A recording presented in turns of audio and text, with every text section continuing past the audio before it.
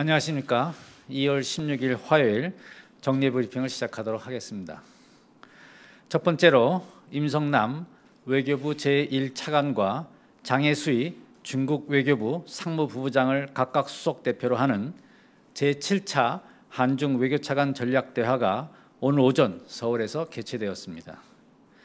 외교차관 전략대화 직후 임성남 제1차관과 장혜수희 부부장은 업무 오찬을 가졌으며 이어서 장혜수희 부부장은 윤병세 외교부 장관을 예방하였습니다.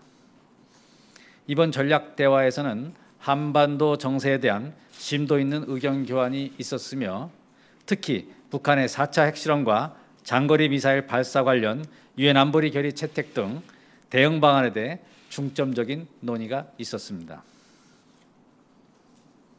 두 번째로 현재 유엔 안보리에서 논의되고 있는 북한 제재 결의안 관련입니다. 현재 이사국 간의 결의안 협의가 계속 진행 중에 있으며 채택 시점에 대해서는 예단할 수 없는 상황입니다. 다만 우리 정부는 2월 7일 안보리 긴급회의 시에 향후 안보리가 신속히 관련 결의를 채택할 것이라는 의사를 확고히 표명한 점에 주목하고 있습니다. 한편 현재 장거리 미사일 발사에 대해서도 81개국 6개 국제지역기구와 협의체가 대북 규탄 입장을 표명하는 등 국제사회가 핵실험에 이어 단합된 목소리를 내고 있습니다. 세 번째로 지난주 있었던 윤병세 외교부 장관의 유엔 방문 관련하여 말씀드리겠습니다. 윤 장관은 북한의 연이은 도발에 대한 강력하고 실효적인 안보리 결의 채택을 위해 안보리 전체 이사국을 대상으로 면담을 실시하였습니다. 윤 장관은 북한에 의한 안보리 결의 등 국제 규범의 상습적 위반의 심각성을 환기시키고 추가 도발을 저지하기 위한 강력한 결의를 도출할 필요성을 강조하였습니다. 이번 방문을 통한 이사국들에 대한 집중적인 외교적 노력으로 강력한 안보리 결의 채택 필요성에 대한 이사국들 간의 공감대가 확대된 것으로 평가됩니다. 한편 현재 장거리 미사일 발사에 대해서 81개국 6개 국제지역기구와 협의체가 대북 규탄 입장을 표명하는 등 국제사회가 핵실험에 이어 단합된 목소리를 내고 있습니다.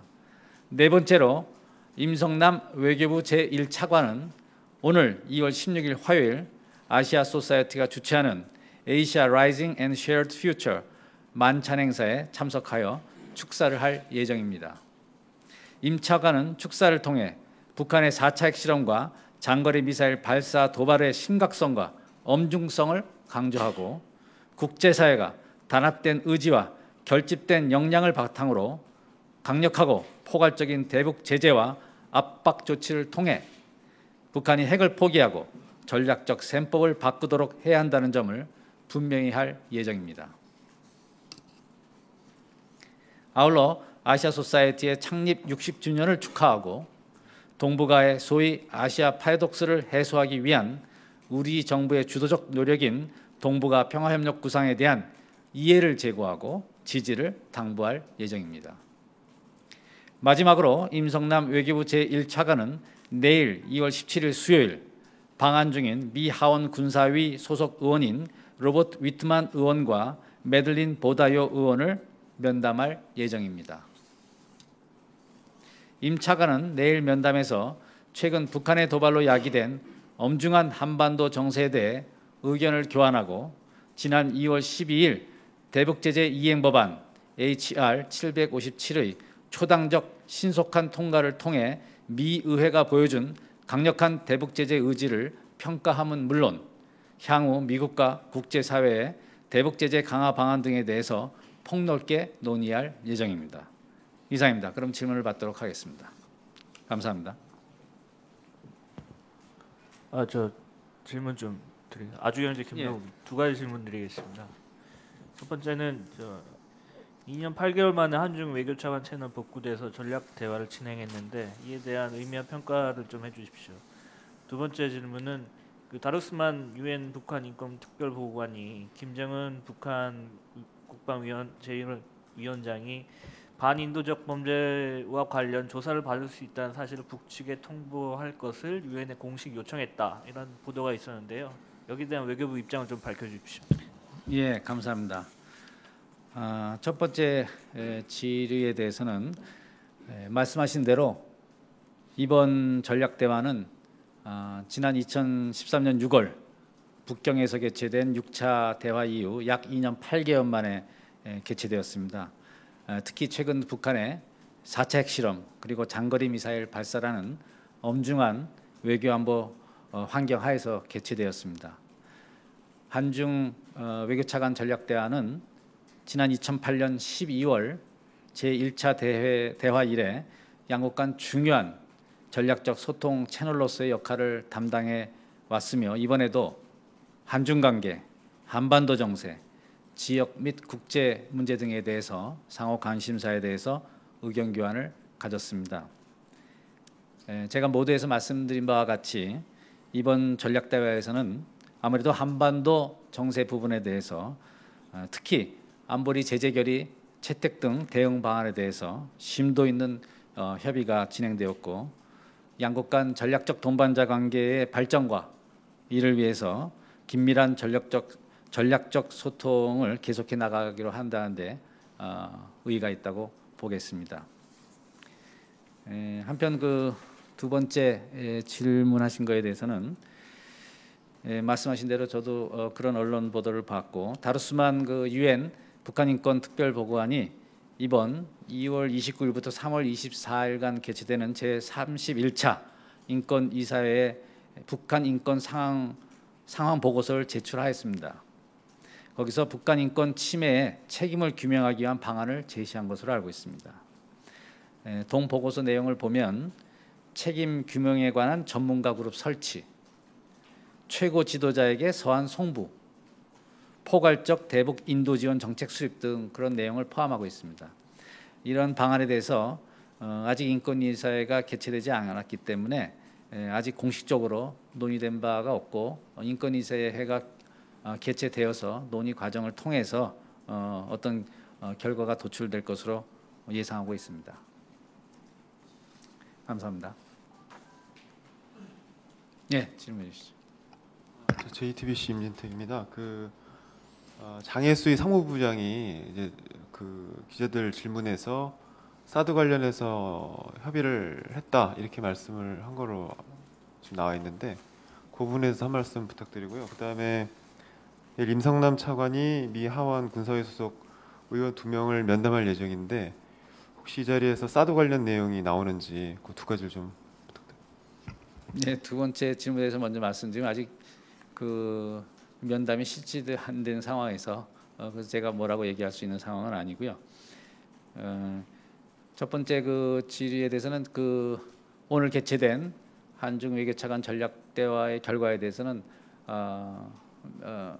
조만간 결과에 대한 그 보도 자료가 배포될 것으로 알고 있습니다. 그래서 그것을 참고해 주시기를 바란다는 말씀을 먼저 드리고 제가 지난주 말씀드린 바와 같이 사드 문제에 대한 그 중국지 입장을 저희가 잘 알고 있고 또 이거에 대해서 우리는 우리 정부의 입장과 원칙을 설명한 것으로 알고 있습니다.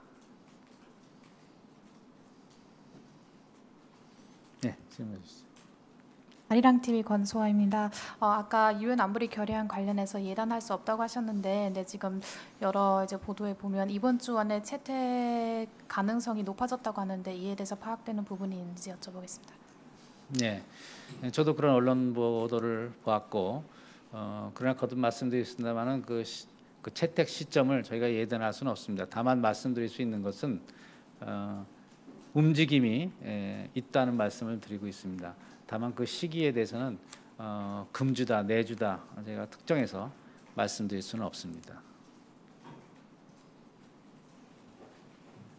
네, 질문해 주시죠. 오늘 대통령께서 국회에 가셔가지고요. 북한에 대해서 일부 국가가 북한과의 외교 관계까지 재검토를 하고 있다 이런 말씀하셨는데요. 이게 좀 저번에 우리 정부도 이제 뭐 공간 관련해서 제3국이 북한과의 공간 문제를 거론했던 적이 이게 좀 어떤 의미인지 이제 말씀을 좀 부탁드리고요. 한 가지 최근에 좀 언론 보도가 나왔던데 보아오 포럼에 우리 정부 참석 인사가 좀 결정이 됐는지 부탁 좀 드리겠습니다. 예. 첫 번째 질문에 대해서는 북한의 그 4차 핵실험 이후에 약 30여 개 국가 그리고 국제 기구가 북한과의 그 고위인사 교류라든지 공간 개설 문제 또 대북 협력 사업 이런 것 등에 대해서 보류 내지는 중단을 했습니다. 다만 구체적인 국가명에 대해서는 외교적 그 보안 문제가 있어서 제가 이 자리에서 언급할 수 없음을 양해해 주시기 바랍니다.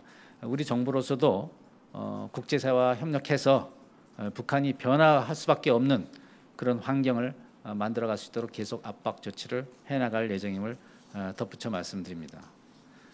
두 번째 말씀하신 그 보아 포럼 우리 측 참석자에 대해서는 유일호 경제부총리가 참석키로 결정되었습니다. 이 같은 우리 정부의 방침을 주중 대사관을 통해서 중국 측에 통보하였습니다.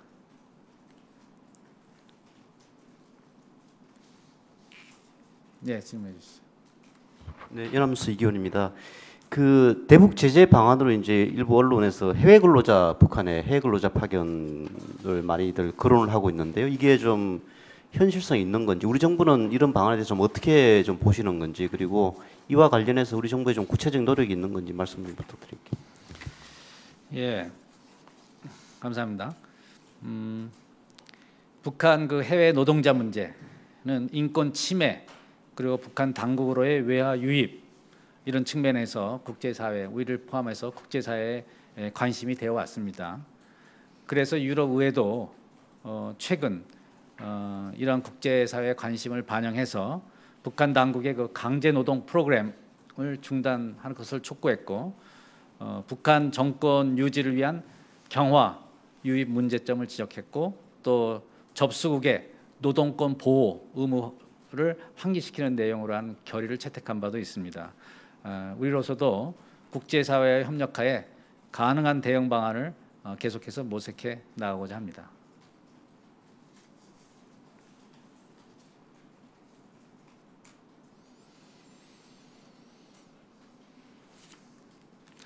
예, 감사합니다. 오늘 정례 브리핑을 여기서 마치도록 하겠습니다. 감사합니다.